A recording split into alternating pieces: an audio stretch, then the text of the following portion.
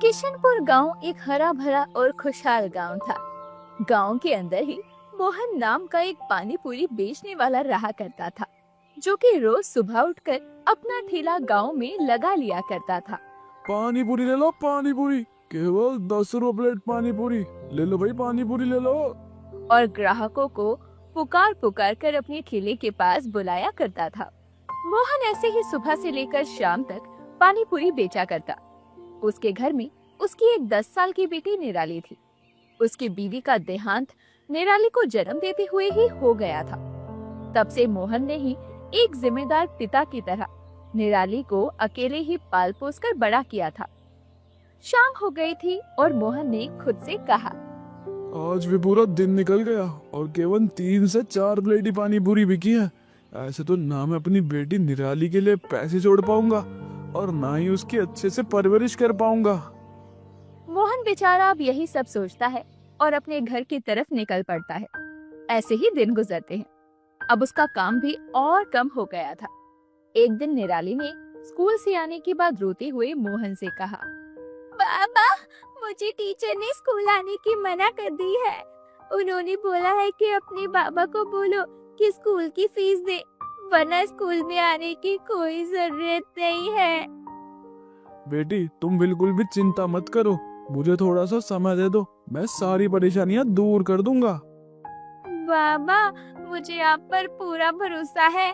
आप सारी परेशानियों को दूर कर दोगे, बिल्कुल किसी सुपर हीरो की तरह। निराली ये बोलकर नम आंखों से अपने पिता के गले लग जाती है। मोहन भी अब वापस पानी पूरी बेचने के लिए चला जाता है।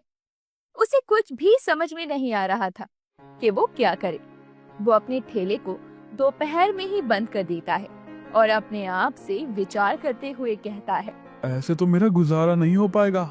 एक काम करता हूँ, शहर चला जाता हूँ, कुछ दिन वहाँ पानी पूरी बेचूंगा। अपनी पड़ोसन रोशनी के पास में निराली को छोड़ देता हूँ, कुछ पैसे कमाकर वापस आ जाऊंगा। कम से कम बिटिया स्कूल तो जा पाएगी। अब मोहन ये सोच लेता है और उसके बाद घर आकर अपनी पड़ोसन रोशनी से बात करके निराली की जिम्मेदारी कुछ दिनों के लिए उसे सौंप देता है। आपका बहुत बहुत धन्यवाद बहन जी, जो आपने मेरी बेटी की जिम्मेदारी संभाल ली।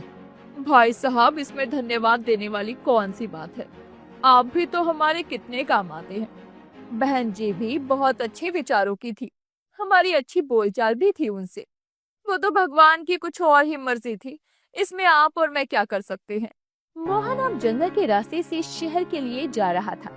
उसकी जेब में इतने पैसे भी नहीं थे कि वो बस या गाड़ी से शहर जा सके। रास्ते में चलते हुए वो बहुत थक जाता है। तभी उसे एक नदी बहती हुई नजर आती है। बहुत थक गया हूँ और प्यास भी बहुत लगी है। थोड़ी देर इस नदी के पास बैठकर सुस्ता लेता हूँ और पानी पी लेता हूँ। धीरे धीरे हवा में ठंड बढ़ती जा रही थी। अब मोहन ने जैसे ही पानी में हाथ डाला तो वो हैरान हो गया।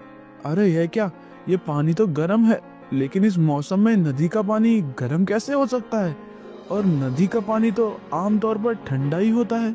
अब मोहन ने अपने मन ही मन में सोचा, एक काम करता हूँ, यह पानी भर लेता हूँ, वैसे भी गर्म पानी है, जब भी प्यास लगेगी तो पी लूंगा। अब मोहन ने अपने पीने के लिए एक छोटी सी बोतल में पानी भर लिया और गांव के ही रास्ते से शहर की ओर आगे जाने लगा। रास्ते में उसे एक औरत मिली। अरे ये क्या भाई, गांव के जंगल में पानी पूरी बेच रहे हो? नहीं बहन जी, मैं तो अपना ठेला लेकर शहर जा रहा था। गांव में कमाई ही नहीं है। ठंड के मौसम में लोग पानी पूरी खाना कम ही पसंद करते हैं, तो मैंने सोचा शहर में किस्मत आजमा लूं। ऐसा भी नहीं है, मुझे तो पानी पूरी बहुत पसंद है, चाहे सर्दी हो, गर्मी हो या बरसात हो। एक काम करो भाई, मेरे लिए एक प्लेट पानी पूरी लगा दो। अभी लगा देता हूँ बहन जी। अब मोहन जैसे ही पानी पूरी लगाने लगा, तभी उस औरत का हाथ मोहन के पानी पूरी के पानी पर पड़ गया और सारा पानी जमीन पर बह गया। माफ करना भाई, गलती से हो गया। मेरी वजह से आपका बहुत नुकसान हो गया ना। बहन जी, नुकसान तो नहीं हुआ, बस मेहनत दोबारा करनी पड़ेगी। मेरे पास पानी पूरी का मसाला है, मैं दोबारा पानी पूरी बना लेता हूँ, लेकिन मेरे पास पानी नहीं है। औरत की नजर अब मोहन के ठेले पर रखी हुई छोटी सी बोतल पर पड़ी और उसने कहा, भाई साहब, मैं पेट से हूँ और मेरा पानी पूरी खाने का बहुत मन है। आपके पास बोतल पड़ी है, इसी के पानी से मेरे लिए फिर से पानी पूरी का पानी बना दो ना, और अब दोबारा से पानी भर लेना। मोहन कुछ देर संकोच करने लगा, क्योंकि मोहन जानता था कि वो पानी गर्म है। अब मोहन ने उस गर्म पानी से ही पानी पूरी बनाकर औरत को परोस दी। जैसे ही उसने उस गर्म पानी से पानी पूरी बनाकर औरत को परोसी, तो पूरी भी गर्म हो गई थी। औरत ने जैसे ही पानी पूरी खाई, वो हैरान हुई। हे देवा रे देवा, ये पानी पूरी गर्म कैसे हो सकता है, और इसका स्वाद भी बहुत निराला है। भाई साहब, मैं नहीं मानती कि ये पानी पूरी गाँव में बिकती नहीं होगी। बहन जी, अगर ये पानी पूरी गांव में बिक रही होती तो मैं ऐसे भरे मन से शहर क्यों जाता। भाई साहब, आप मेरी मानो तो फिर से जाकर गांव में ही इस पानी पूरी को बेचने की कोशिश करो, ये जरूर बिकेगी। औरत ये बोलकर आगे की तरफ बढ़ जाती है, कुछ दूरी पर जाकर गायब हो जाती है। अब मोहन जैसे ही उसे पलटकर देखता है तो कहता है, अरे बहन जी, जरा पैसे तो दे दो पानी पूरी के, इतनी मेहनत से पानी पूरी बनवाई आपने। मोहन तो पलटकर देखता है तो वो औरत दूर दूर तक कहीं नजर नहीं आती। मोहन भी हैरान हो जाता है, उस प्लेट में अभी भी कुछ पानी पूरी बची हुई थी। मोहन ने खुद से कहा, बहुत सारा पानी फैल गया, इतना नुकसान हो गया और पैसे भी नहीं देकर गई, समय भी बर्बाद किया। अब बची हुई पानी पूरी मैं खा कर देखता हूँ। मोहन ने जैसे ही बची हुई पानी पूरी को खाकर देखा तो उसे भी वो बहुत स्वादिष्ट लगी। ऐसी निराली पानी पूरी उसने अपने जीवन में ना ही बनाई थी, ना ही खाई थी। यह तो चमत्कार हो गया, ये पानी पूरी तो गर्म है और बहुत ही स्वादिष्ट लग रही है। शायद वह औरत मुझे इशारा देने के लिए आई थी कि मुझे फिर से गांव में ही अपनी पानी पूरी का ठेला लगाना चाहिए। मोहन के अंदर अब एक नया जोश भर आया था। मोहन ने अपने बड़े से बर्तन में वापस जंगल की नदी से पानी भर लिया, जो कि गर्म था। मोहन खुशी खुशी गाना गाते हुए वापस अपने गांव की तरफ बढ़कर पानी पूरी बेचने लगा। पानी पूरी ले लो, पानी पूरी, गर्मा गर्म पानी पूरी, पूरी ऐसी अनोखी पानी पूरी कभी नहीं खाई होगी आपने। पानी पूरी ले लो, पानी पूरी बस 15 रुपए प्लेट।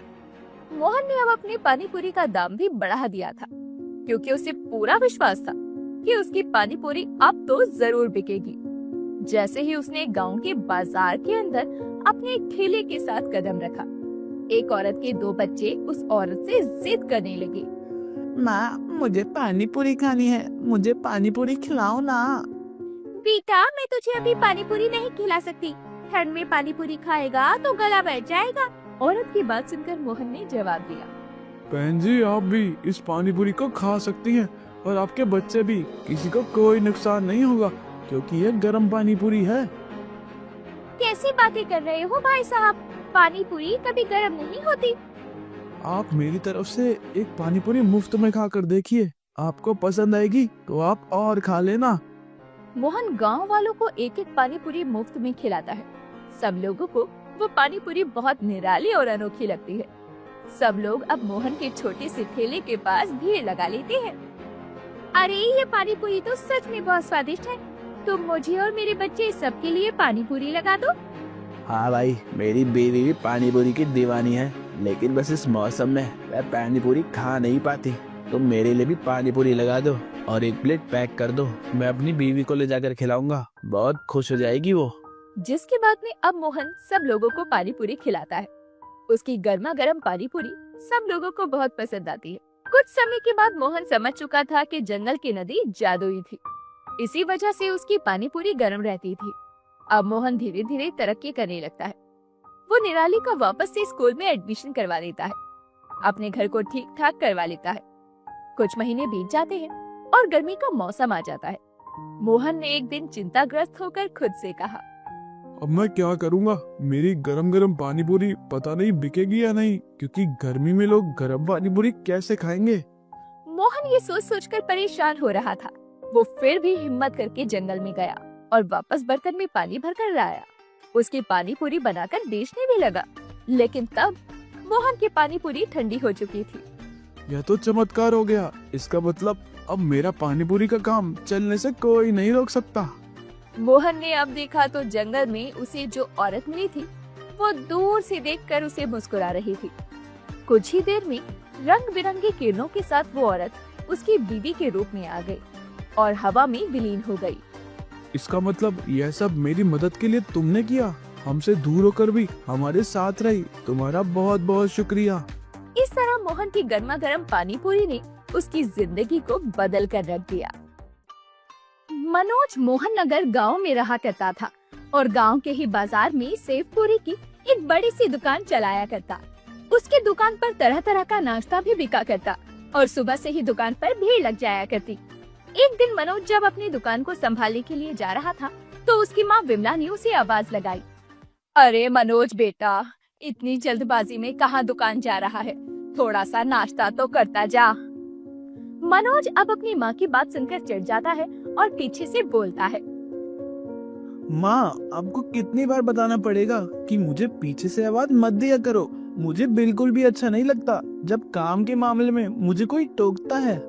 बेटा, तू नाराज क्यों हो रहा है? मुझे तो तेरी चिंता थी, इसीलिए मैंने तुझे आवाज दी कि पहले खाना खा ले, उसके बाद चला जाना। मनोज बिना कोई जवाब दिए अब अपनी दुकान पर चला जाता है और ग्राहकों को संभालता है। उसकी दुकान पर एक महिला आती है। अरे मनोज भाई, जरा मेरे लिए एक प्लेट सेव पूरी तो लगा दो। सुबह सुबह तुम्हारे हाथों की सेव पूरी खाने का बहुत मन कर रहा है। हाँ हाँ बहन जी, आखिर ग्राहक तो भगवान के समान होता है, अभी देता हूँ। अब मनोज उस ग्राहक को सेव पूरी लगाकर दे देता है। महिला को वो सेव पूरी बहुत पसंद आती है। इसके बाद उसकी दुकान पर और भी ग्राहक आते हैं। कोई सेव पूरी खाता है तो कोई तरह तरह का नाश्ता खरीदने आता है, लेकिन सबसे ज्यादा मनोज की दुकान की सेव पूरी ही बिका करती थी। मनोज अब घर आया और उसके पिता पंकज ने कहा, अरे बेटा, आ गया तू? आज तो बहुत थका थका सा लग रहा है। जब सारा दिन काम करके आया हूँ तो थका हुआ ही तो होऊंगा ना। अब बेकार के सवाल पूछकर मेरा दिमाग मत खराब करो। आपने खाना खा लिया ना, तो आप सो जाओ। नहीं बेटा, मैंने खाना नहीं खाया। मैंने सोचा था कि हम सब लोग आज साथ में बैठकर खाना खाएंगे। तेरी माँ ने तेरी पसंद की मटर पनीर की सब्जी जो बनाई है। आपसे कितनी बार कहा है, मैं दुकान संभालता हूँ, मेरे पास इतना समय नहीं होता, इसलिए मेरा इंतजार मत किया करो, खाना खाकर सो जाया करो। मनोज ये बोलकर अपने कमरे में चला जाता है। दरअसल मनोज बाहर वालों के लिए जितना अच्छा था, अपने परिवार वालों के लिए उतना ही बुरा था। मनोज बाहर वालों से बहुत प्यार से बात किया करता और अपने घर वालों पर बेकार का गुस्सा दिखाया करता। कुछ दिन गुजरते हैं और मनोज की शादी आरती नाम की लड़की से हो जाती है, लेकिन आरती के साथ भी मनोज का व्यवहार ऐसा ही था। एक दिन की बात है, मनोज का दोस्त प्रदीप मनोज से बोला, अरे मनोज भाई, तू इतनी बड़ी दुकान अकेले चलाता है, मैं सोचता हूँ कि तेरी थोड़ी बहुत मदद कर दूं। वैसे भी पढ़ लिख कर शहर में तो नौकरी लग नहीं रही, कम से कम तेरी दुकान संभालने में तेरी मदद कर दूंगा। यह भी कोई पूछने वाली बात है? मेरा कोई भाई नहीं है और तू तो जानता है कि मैं सब लोगों से कितना प्यार से बात करता हूँ।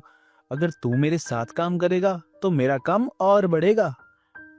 मनोज ये बोलता है और उसके बाद प्रदीप को काम पर रख लेता है, लेकिन मनोज नहीं जानता था कि प्रदीप के दिल में कुछ और ही चल रहा था। प्रदीप मनोज की चलती हुई दुकान को हड़पना चाहता था। कुछ दिन प्रदीप मनोज के साथ काम करता है और कुछ दिनों के बाद धोखे से मनोज की दुकान को अपने नाम कर लेता है और मनोज को अगले दिन अपनी सेव पूरी की दुकान पर प्रदीप सेव पूरी का बोर्ड लगा हुआ दिखता है। ये देखकर मनोज ने प्रदीप के पास आकर कहा, यह क्या प्रदीप, ये मनोज सेवपुरी वाले की दुकान थी, अचानक से प्रदीप का बोर्ड क्यों लगा दिया तुमने? क्योंकि अभी अब प्रदीप सेवपुरी वाली की दुकान है, बहुत चला लिया तूने इस दुकान को, चल अब ये दुकान मेरी हुई। प्रदीप ये बोलकर मनोज को दुकान के कागजात दिखाता है। ये देखकर मनोज के होश उड़ जाते हैं। वो घर आता है और घर वालों को सब कुछ बताता है। बेटा, इस तरह हिम्मत नहीं हारते। तूने अपनी मेहनत और बल पर उस दुकान को खड़ा किया था। तू वैसी 5 दुकानें और खड़ा कर सकता है, इसीलिए रो मत। हाँ बेटा, इंसान के साथ उसका परिवार होता है, वह अपने जीवन में कभी भी हार नहीं सकता, इसलिए अपने आप को कम मत समझना। आप लोगों को क्या है, आप लोगों को तो बस बड़े बड़े ज्ञान देने की आदत है, लेकिन मुझे तो परिवार चलाना है। आप लोगों से तो अपनी परेशानी साझा करना ही बेकार है। मनोज ये बोलकर गुस्से में अपने कमरे में चला जाता है। उसे समझ में नहीं आता कि वो क्या करे। वो अचानक से गरीब हो गया था। तभी आरती उसके पास पानी लेकर आती है और कहती है, मनोज जी, आप ऐसा क्यों करते हैं? जिन लोगों से आपका कोई वास्ता नहीं, आप उनसे प्यार से बात करते हैं, अपना सब कुछ उन्हें देने को तैयार हो जाते हैं, और जो लोग सच में आपके अपने हैं, आप उनकी कदर नहीं करते। आरती, तुम कुछ भी नहीं जानती हो। मैं सब जानती हूँ कि आपने अपनी मेहनत से ये दुकान खड़ी की है। आपने अपने पिता से दुकान के लिए पैसे मांगे थे और उन्होंने दिए नहीं थे। फिर आपने कर्ज लेकर ये दुकान खड़ी की, और उस दिन के बाद से आप अपने घर वालों से ठीक से बात नहीं करते। लेकिन उनके भी पैसे न देने के पीछे कोई बड़ा कारण रहा होगा। सच में जब भी मुसीबत होती है तो सिर्फ परिवार साथ देता है। आप एक बार अपने परिवार को मौका तो देकर देखिए। मनोज को आरती की बात ठीक लगती है, जिसके बाद वो कुछ दिन अपने परिवार के साथ प्यार से बिताता है। वो लोग गरीबी के दिन काट रहे थे, लेकिन प्यार से जी रहे थे। वो लोग रूखी सूखी खाकर अपना गुजारा कर रहे थे। एक दिन पूरा परिवार जमीन पर बैठकर रूखी सूखी रोटी खा रहे थे। तभी प्रदीप उनके जख्मों पर नमक छिड़कने के लिए सेव पूरी लेकर आता है और कहता है, अरे ये क्या मनोज, तुम तो अर्श से फर्श पर आ गए। लो, मैं तुम्हारे लिए सेव पूरी लेकर आया। सोचा तुम्हारे भिखारी परिवार का थोड़ा खाना खिला दूं। प्रदीप भैया, हमारे घर की खुशियाँ खाने के बाद में अब आप यहाँ क्यों आए हैं? चले जाइए यहाँ से। चला जा यहाँ से, वरना मार मार कर गरम चिमटे से तेरा मुंह लाल कर दूंगी, फिर सेव पूरी की तरह नजर आएगा। प्रदीप अब ये सुनकर वहाँ से चला जाता है। जिसके बाद आरती ने मनोज से कहा, आप हिम्मत कैसे हार सकते हैं? ये लीजिए मेरी सोने की चूड़ियाँ, जो मुझे माँ जी ने मुंह दिखाई पर दी थी। इन्हें बेचकर आप अपनी एक दुकान खड़ी कर लीजिए। आपकी दुकान पर सामान से ज्यादा आपका व्यवहार बिकता था। मैं जानती हूँ आपकी सेव पूरी की दुकान बहुत अच्छी चलेगी। प्रदीप भैया की सेव पूरी की दुकान कुछ ही दिनों में बंद हो जाएगी। अरे नहीं, औरत का गहना तो घर की मर्यादा होता है, मैं इसे नहीं बेच सकता। ठीक कहा बेटा, लेकिन बेच नहीं सकता तो गिरवी तो रख सकता है। एक काम कर, तू छोटा सा ठेला खोल ले और ये सुनार के यहाँ गिरवी रख दे। जब तू कुछ पैसे कमा लेगा तो सुनार से अपनी बीवी के जेवर छुड़वा लेना। विमला की बात अब मनोज को सही लगती है, जिसके बाद वो सुनार के पास जाकर अपनी बीवी के कंगन गिरवी रखवा देता है और अगले दिन से एक छोटा सा ठेला लगा लेता है।